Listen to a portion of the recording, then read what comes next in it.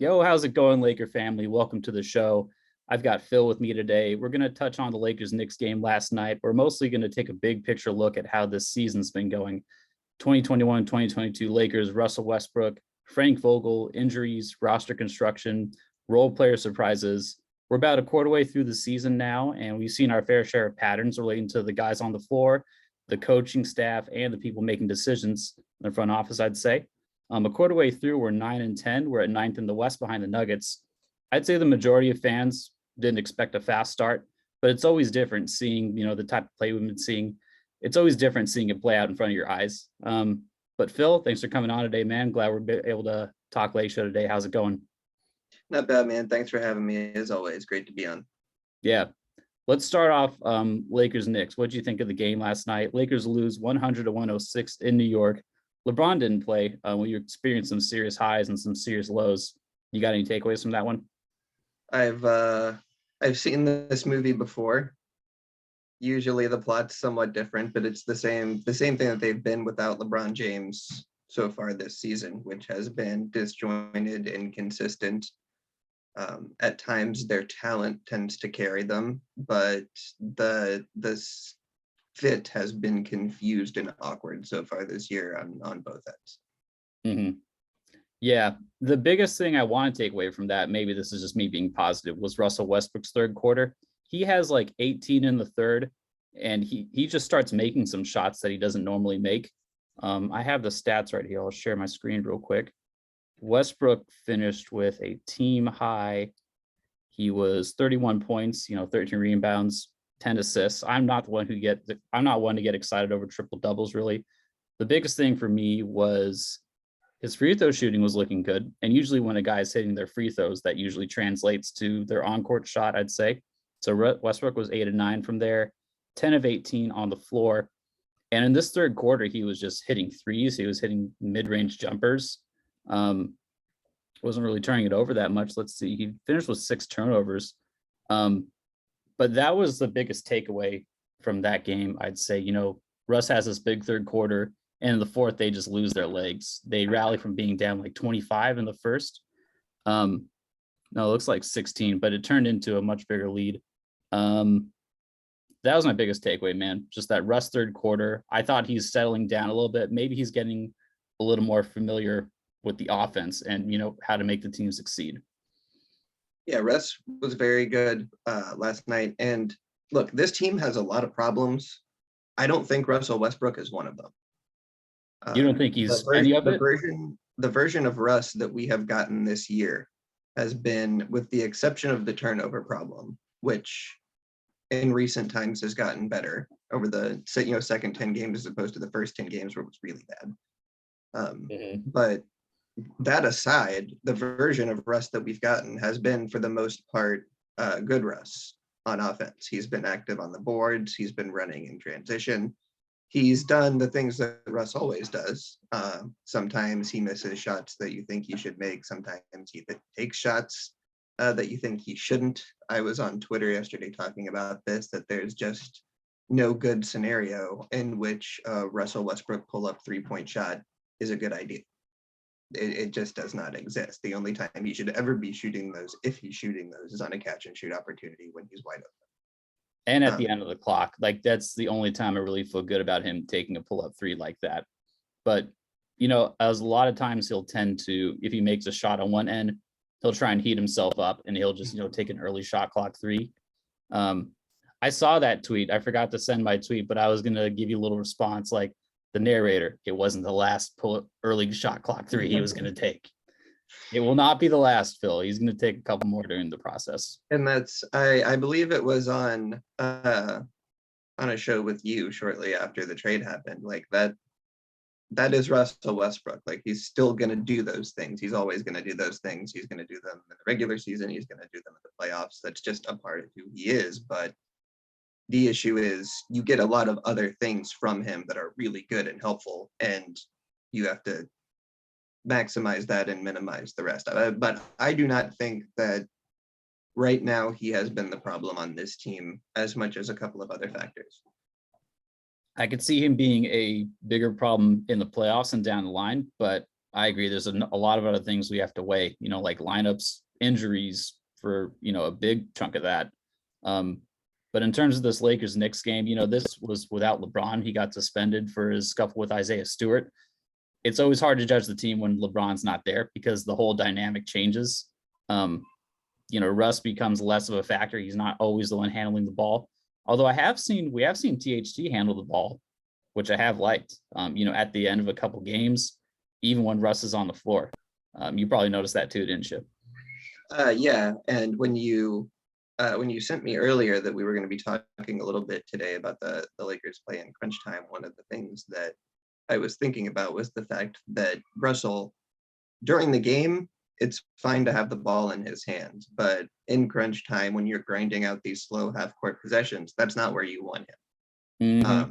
And it's heartening to see THT step up a little bit in those situations and be able to run the offense decently. I also think having Kendrick Nunn back is going to make a big difference in that regard, just because in crunch time, your ball handler has to have the threat to pull up because you need that extra step on the defense to take advantage, to create advantages when they're that locked in high leverage situations. And that's not where Westbrook is going to be able to create an advantage.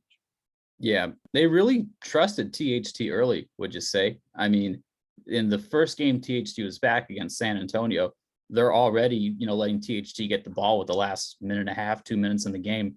I thought maybe THT would have to prove himself over Westbrook, but when it became crunch time in that Spurs game, they really were just like, all right, man, let's see what you can do. And I'm fine with him getting these opportunities because just the more reps, the better. It's still early in the season. Yeah, and he was the beneficiary early on too of some of Malik Monk's defensive woes. I think some minutes that might have otherwise gone to Monk because of his offensive performance during the first stretch where LeBron was injured, those minutes are going to THT in part because Monk he has not just been bad defensively, he has been very bad defensively. Mm-hmm. To the point that he's getting hunted over and over and over on possessions when he's on the floor and you just can't leave him out there. Yeah, Monk's a real heat check guy too. There's a couple like fading shots along the right baseline yesterday. I don't know if you caught those. They're like late in the shot clock, but Malik Monk or maybe Westbrook, those are the only guys that are going to take those kinds of crazy shots on the team. I love him as a player, and I think he's very, very useful, but I don't think that having to defend on the perimeter against starting NBA players is going to get the best out of him. Yeah. And there's going to be a lot of perimeter situations in the playoffs, which is what's been kind of surprising to me is that, I'm a pretty positive person, but I am kind of low on this team in terms of their playoff potential. And maybe there's still a trade to be made. There's a lot of time. We need to get our wings back from injuries. We need LeBron, AD, and Russ to get on the same page. But I am kind of skeptical on their playoff chances, especially if we run into someone like Phoenix. And what's really frustrating about Phoenix is I think we would have smoked them in 5 games if we had our team last year. If we had our perimeter defenders, we were on the way to smoking them. But this is a different team this year.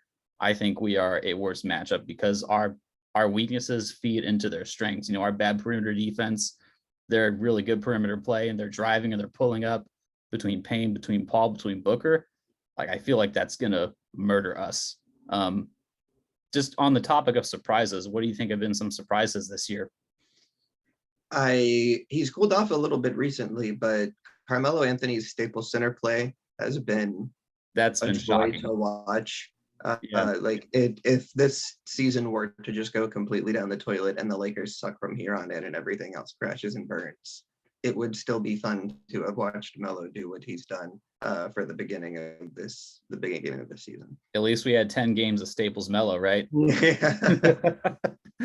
Yeah, that was been a really good revelation at the start of the year. It was like 10 games, but I had a feeling he was going to cool off. Staples Melo has been nice. Austin Reeves, I've been kind of forgetting about the guy, but I trust him in crunch time lineups just because I feel like he's really young, but I feel like he just is a low mistake player from what I've seen. He obviously has a lot of room to improve too, but I feel like our best crunch time lines probably involve him just because we can reliably count on his defense. Yeah, and I think that we've touched on this a little bit tangentially once already, so I'll just go right into it. The badness of the Lakers backcourt lineups.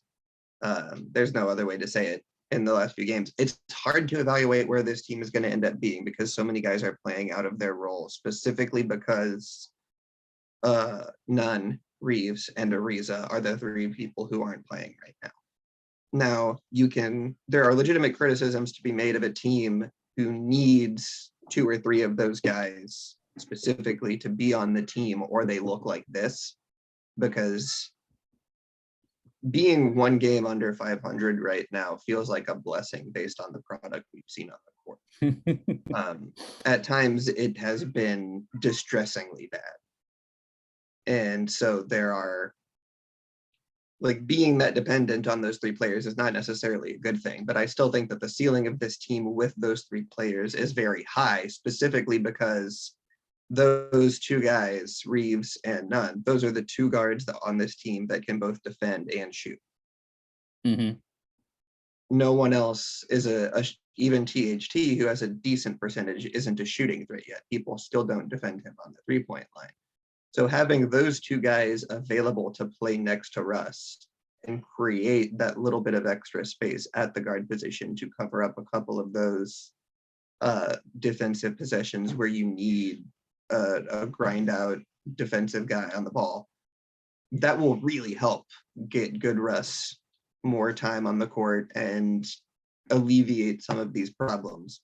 But it's not a great position to be in to have those guys. I know. Yep. I trust Reeves in these crunch time lineups, man. I'm curious about Nunn. You know, I should be watching more film on him, but you think he'd be a good pairing next to Russ? I mean, on the surface, he doesn't seem as defense focused, and maybe he's more of a facilitator, maybe more of a score first guy. But what do you think of his pairing next to Russ potentially? He scores quite high in a lot of defensive talent metrics, and shout out to Tim, the Crangus account, for this. But his B-ball index, their stats on Nunn's defense are really interesting and very suggestive. He's been quite good, especially on the ball. So I think that is going to be really helpful. My ideal starting lineup for this team would be Russ, Nunn, Ariza, LeBron, and Anthony Davis. Russ, Nunn, Ariza, LeBron, AD. I might flip Reeves with Nunn. That's me though. And the one of Reeves or Nunn, I think, has to come off the bench, or one of Nunn and THT has to come off the bench because you need that bench ball handler. Mm-hmm.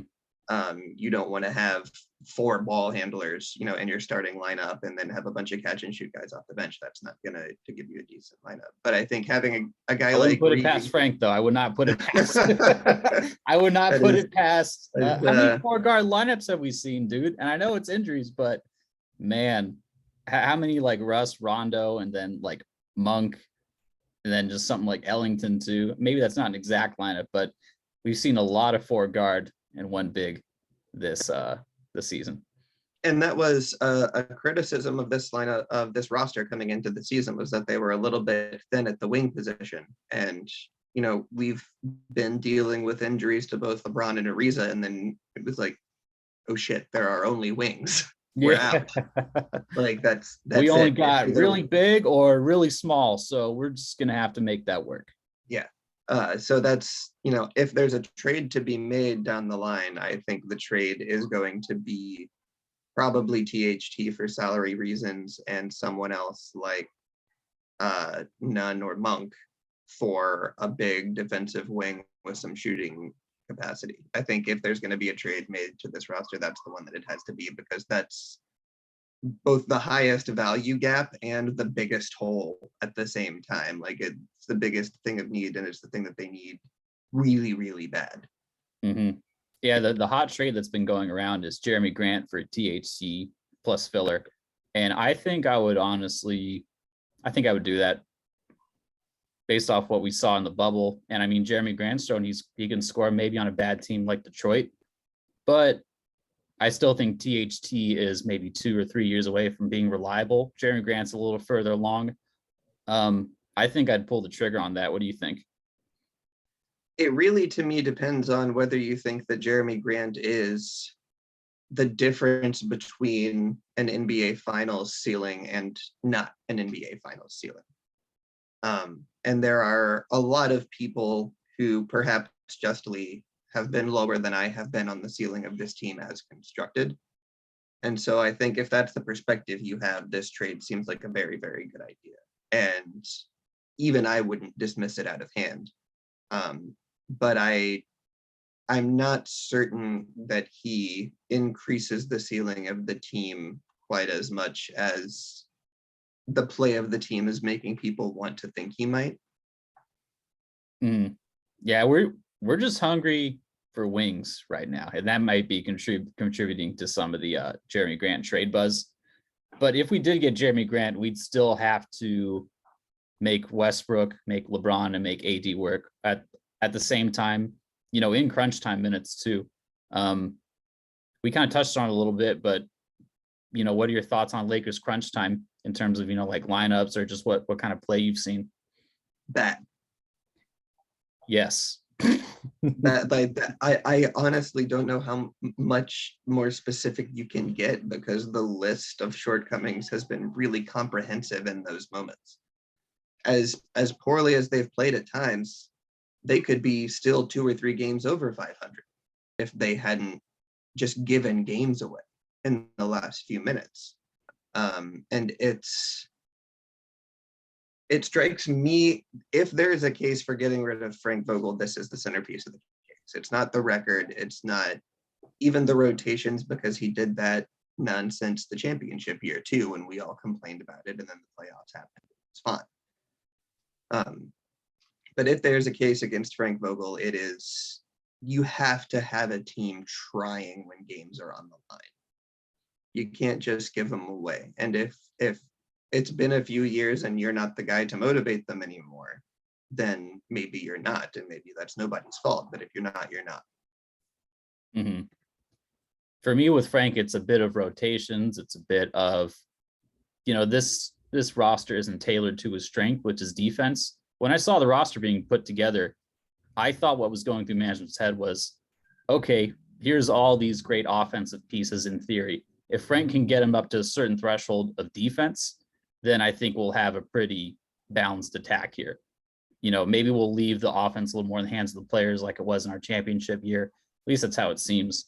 But that seems to be the approach from management, at least in my eyes.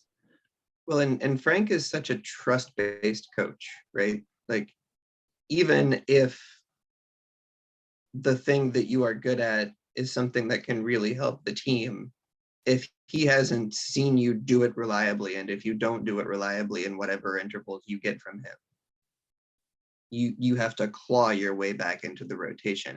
It takes a little bit for him to let people, he doesn't give people a lot of room to fail. Unless you're DeAndre Jordan, then you have then you have a completely different set of rules. But there's an argument, I think, to be made for Jordan when LeBron isn't playing, because every time Anthony Davis touches the ball in the post, he's getting doubled. And he's much better at those dump off passes near the rim than he is trying to find a shooter across the court. So I think in that extremely specific situation, playing DeAndre Jordan can be justified, but otherwise it's hard to. I do like Dwight over DeAndre in a lot of situations, but I think it might just come down to DeAndre's offense, really. I think I trust DeAndre a little more to put the ball in the hoop. Dwight, just kind of pivoting, talking about Dwight a little bit, I think there's a difference between Dwight of this year and Dwight of 2 years ago. It seems like he isn't able to get rebounds as well. He gets held a lot, I got to say. I feel like most of the time when he's, getting swarmed under the hoop, you'll see him jump up a bit, and then his one arm won't go up because some guy is just holding him. And it happens a lot. They never call it. Yeah, and he's a couple years older, a couple years slower, and he's still strong, but he's not always vertically and horizontally, I'd say. Yeah. And I would love to be able to start him in the lineups where you want to go two bigs, but you just can't because he always has 4 fouls in the first 3 minutes of the game. If you start him, like he's too That's extra. also something you got to consider. And He's too extra to start. He can't do it. He gets too excited. One might say he enjoys fouling people. I think that might be his favorite part of the game some days. Well, and he spent so much of his career trying to look like a good guy that I think at this point he has like found joy leaning into being a jerk sometimes and just smacking people around. And Could be. And I love it when he, gets under people's skin. It reminds me old Ron, dude. He's sort of self-actualized in his NBA old age. I really enjoyed watching it. I'm gonna get a jersey that says self-actualized in parentheses and then Howard. We'll get you on the trademark though. We'll cut you in on the revenue sharing, Phil. I appreciate that. Yeah. Going to Dwight and talking about our bigs. The eye test, at least my eye test, says we're a bad fucking rebounding team, man. And maybe it's scheme based. Maybe we just want our guys to get down to the other side of the floor because we're shorter. Why expend extra energy getting those rebounds? It feels like a lot of times it's just like our one big fighting against three people for the defensive boards. I looked up our rebounding numbers. I thought we would be like bottom 5 just because I thought we looked that bad. But in terms of total rebounds per game, we're 11th. And in terms of rebounding percentage, we're 19th. 19th, that's probably a little higher than I expected. But, 19th, that's obviously something we want to improve upon. We're 12th in points in the paint, which I thought would be a little bit worse too. So, I've been looking up stats and it's always a little bit better than I thought, but maybe the pace is part of that. I've heard we're 6th in pace. I didn't look that up. I should have. In terms of fouls too, we're 5th worst in fouls per game, 2nd worst in turnovers. No surprise there. But with all these stats and stuff, we've been able to get some patterns and tendencies that we've been able to observe about this team. Rebounding is definitely one of them for me, but what are some other patterns that you've seen from these guys?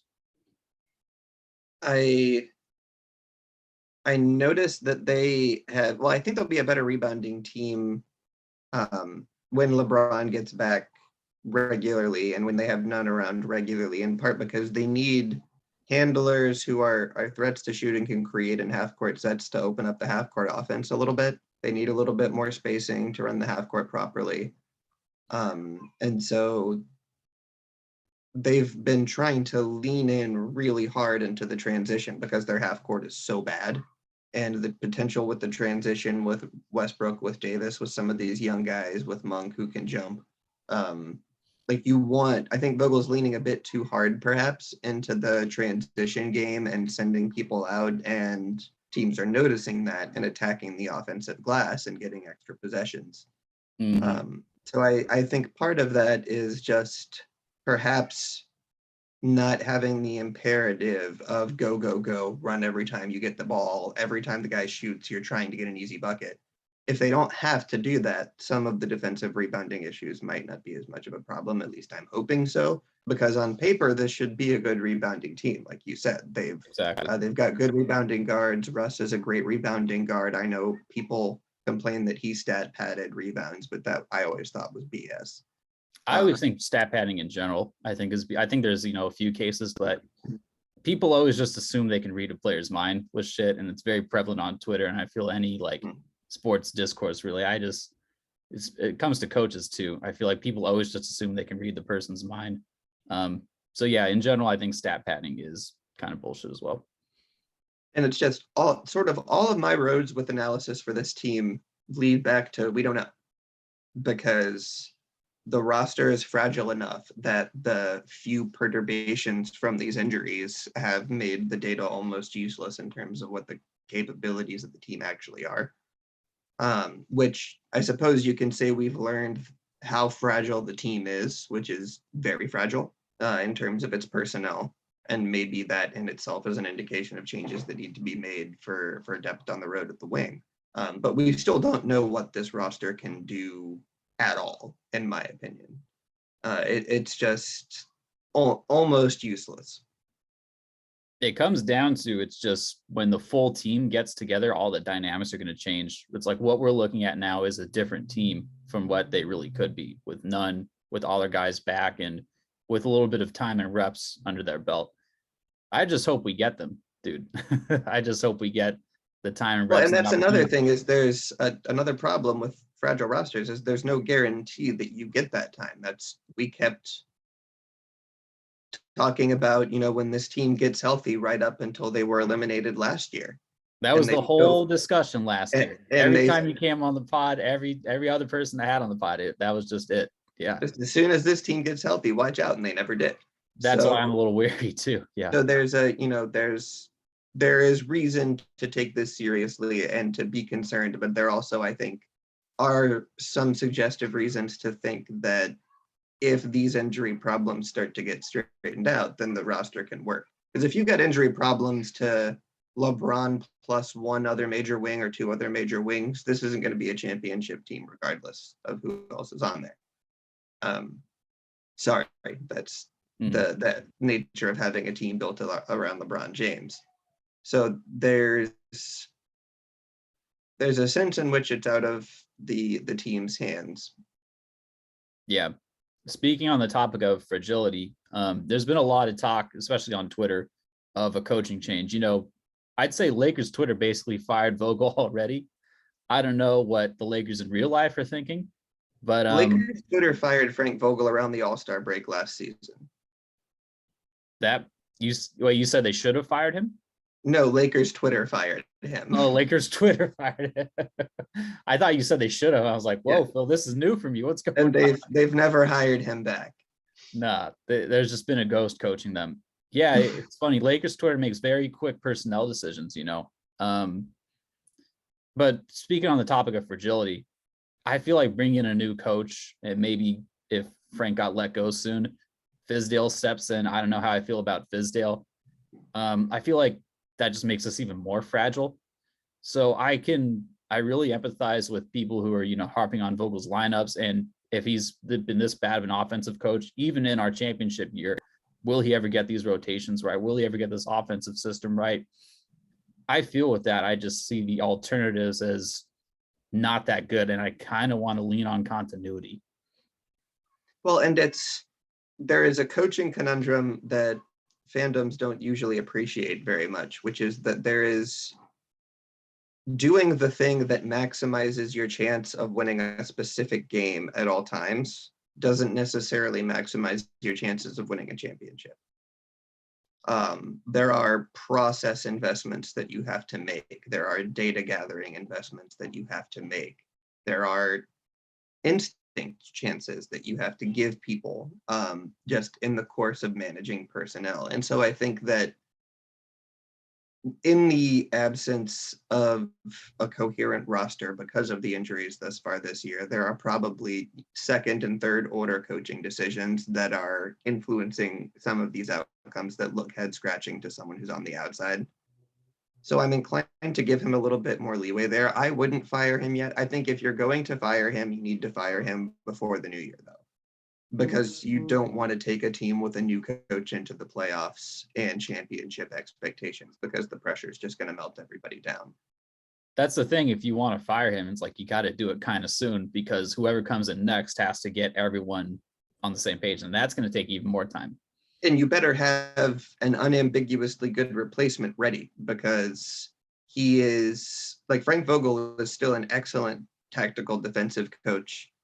We complained about him both years during the regular season, and then 2 years in the playoffs. He made impeccable adjustments on both ends of the floor throughout playoff series. Like, he kept a team that barely had LeBron and half of Anthony Davis in it against a team that went to the finals for 5 games.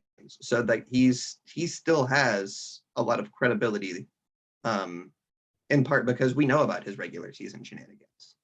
We've seen this before, and if you didn't expect it, I don't know what the hell you were expecting, because he's still Frank Vogel. We've seen it before, and I go back and forth on whether if we should get rid of him or not. Yesterday I was feeling like, all right, yeah, let's do this tomorrow. But now I fall back on, we got to just let this play out. Let's just get some continuity because we've not had continuity the last like 3 years. It's been a new roster every damn time. If you had to guess now, do you think he plays out the rest of the year? Yes, I think he does. Unless just the bottom completely falls out of this team and there's no way that they're going to make a run this year and they want to start building a new foundation now. That's the only scenario that I can think of where they would actually pull that trigger, because to me, as a front office, you've constructed this roster, you've made the investment, you gave, you hired Vogel and have him on contract. Like, you have committed to this team. At least look at what that product looks like together with all of the pieces that you committed to before you make a change of that magnitude. I mean, the Lakers historically have made some pretty quick twitch decisions to fire somebody like Mike Brown 4 games into Dwight and Kobe. But this regime seems a little more let the process play out type of mindset. If I had to guess, I would guess that he gets let go, and maybe pretty soon, because you mentioned the bottom falling out. The bottom falls out pretty often with this team. And it's because of injuries. I mean, the roster isn't the most ideally constructed either. But talking about patterns, another pattern I've seen is we tend to have emotional meltdowns, especially in the OKC, in the 2 OKC losses, in the Phoenix game. In other games where the officiating doesn't really go our way, or, it's some other reason that's frustrating us, I look at that and I just see like, okay, what if we're getting in the playoffs and everything is on the line and the other team is getting away with some bullshit? Our team tends to melt down, for lack of a better word, emotionally, if things don't always go their way. That's another reason why I'm a little bearish on our overall hopes, though. But do you have the anything team to say that about I keep going back to and that I am seeing some parallels with so far? It remains to be seen if those parallels will continue to remain parallel, but is the 2015 Cavs. Because they started the season, I don't know if you recall, they were like 19 and 20 halfway through the year. That was the bowling trip year. They go on a bowling trip and everything is solved. Yeah. They ended up making some big trades later on in the season as well that helped them in the playoffs. So it remains to be seen if the Lakers will do that. But it was kind of the same deal. You've got a new big three. There was, can Kevin Love play with LeBron James? Is LeBron James turning Kevin Love into a spot-up shooter and ruining his career?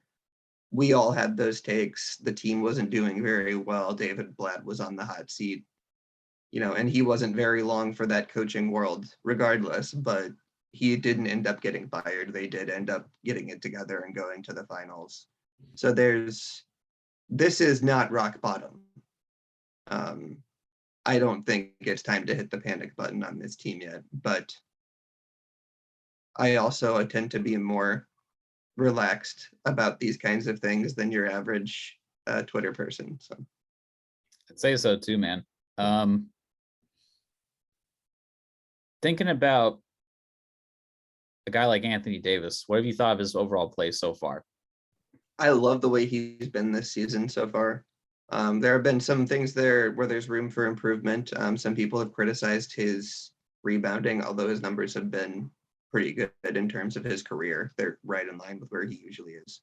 And I really like that he's attacking the paint way more this year. I got the feeling that last year, coming off of the short off season, having an injury during the finals, having those nagging issues throughout the season, I don't think he felt comfortable enough with his body to attack the paint with regularity that last year.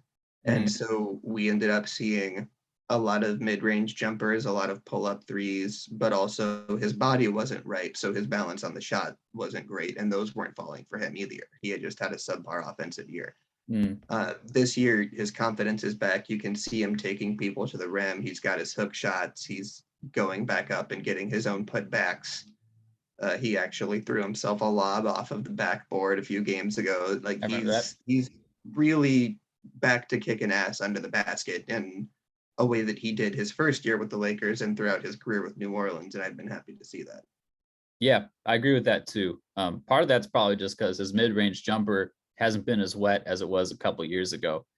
I mean, I had a thought the other day. I think another thing that masked our kind of mid offense from the championship year, other than, like LeBron and his amazingness, was Anthony Davis was just hitting these mid-rangers that would turn bad possessions that didn't go nowhere into a bucket.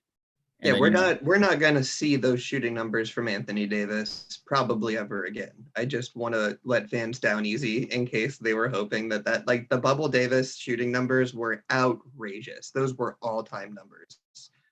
You could and I have a mean, Hall of Fame career and never put up those kind of shooting numbers in a playoff run. So I that guy probably is not coming back, and it breaks my heart, but it's the facts. I'm not expecting Bubble Davis either, but even during that regular season, I don't have the numbers with me. I wish I did, but his mid range just would fall a lot more often. And his three ball was also a lot more reliable too. He wouldn't take that many per game, but he's, shooting awful on threes. I think I've only seen him make like one or two this whole year for real.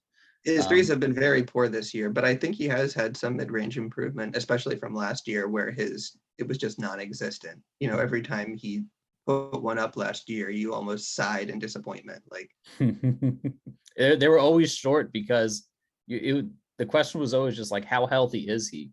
The shots would always fall short because maybe he didn't totally have his legs under him.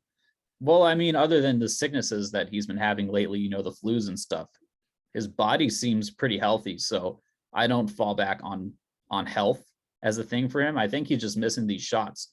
But I want to say that I'm okay with taking him because if he can just if he can get his reps up now and get through the bad shooting stretch, maybe he'll come to a point later in the season where it's a little more reliable. So he's got a solid jump shot. He's form, never going to be his Steph form or is Clay, good, but which it's a good jump shot. If you shoot enough of them, they'll fall. It's a pretty shot. I remember when we first got him too. That was one of the things that surprised me about him. I always expected this great pick and roll player and a great defensive guy, but I was like, oh shit, he's got a pretty jumper, and that shit was wet the first year we had him, man. We touched on Anthony Davis, man. I think we've touched on a lot of good stuff that I wanted to touch on here. I hate to put you on the spot first take style, but would you say that we end up winning the championship at the end of this? I don't think that it's more likely than not for the Lakers to win the championship. It's hard for me to see who has an unambiguously better shot. So I think that they should still be in like the top tier of championship contenders, but I'm not gonna bust out a Charles Barkley guarantee about anything this time. All right, didn't take the bait. I respect it. I like the way you phrase it though. In terms of teams that I think might have more of a chance than not, I would put Golden State and Phoenix up in that tier. Obviously, they're top in the West, but Golden State has Clay coming back, and they've just looked really good. Soft schedule, yeah. But I think they might be kind of for real this year, and we are catching up to them, in my opinion. I'm going to say it's a little bit more likely that we don't. Just because my biggest red flags are just our tendency to melt down emotionally when things get really hot, and just the Westbrook fit overall. I'm a Laker fan, till the end, so I obviously hope this all works out. But, if I have to pick a side right now, I'm kind of going to err on a little bit more on the negative. But well, and there's such a high variance with this team, again, because the quantity of good data is so low. Usually, if you ask that question a quarter of the season, and it's like you have a pretty good idea of what the ceiling and the floor is of the team to make that evaluation. We might guess at what the average outcome for this team would be, but I don't know that there is a ceiling or a floor for this team, frankly. Depending on circumstances, it could go very far either way. So this is something where I think fans are going to end up having to just kind of be uncomfortable for a little while and wait it out until there's enough information to really see what the landscape is. Mm-hmm. And this is all stuff that I said going in, that a lot of other people said going in. We can't look at the first 10 games and make a clear judgment on who they are. Wait till 20. Well, we're at that 20 game mark. And like you said, I don't think we've gotten the right data to really understand who this team really is because of the injuries. Well, and it's hard to make those evaluations at 10 and 20 games with a full roster. Least of all playing injury whack-a-mole with a number of potentially key players, the way that the Lakers have been. So yeah. And I mean, looking back at the championship year, 10 to 20 games in, we had lost that first game to the Clippers. We had an easier schedule and we were taking care of business, but we hadn't totally proven ourselves. I'd say, it was that big weekend where we played the Clippers and the Bucks. We beat the Bucks at home at Staples, and we beat the Clippers in the same weekend. And then the pandemic hit. So even going back to our championship year, 20 games in, we still weren't sure. We weren't totally sure if this was like a championship winning team. I'd say. Yeah, we're both old enough to remember when the Lakers wouldn't be able to defend the Clippers in the playoffs, right? I'm old enough to remember the panic after the first game. I was panicking, dude. The Clippers beat us without Paul George, and they were looking good. Yeah. Well, man, I think that kind of wraps up everything I want to say. You got any parting thoughts or anything? No, just Laker fans, take it easy, relax. If you're in a state where it's legal, light up a J. I was gonna make that joke. just do what you got to do to get through the dark times, and let this play out, because there's a very intriguing potential upside to this team, and we may not ever see it, but if we do see it, it's going to be really fun. So, beginning of the season, I was still saying, springtime will really see what this team is really made of. Like late winter, early spring. With the way injuries are lining up, I think it's kind of right on that timeline still. Thanks for coming on, man. We'll do it again soon, but appreciate you, dude. Always glad to be on, man. Thanks.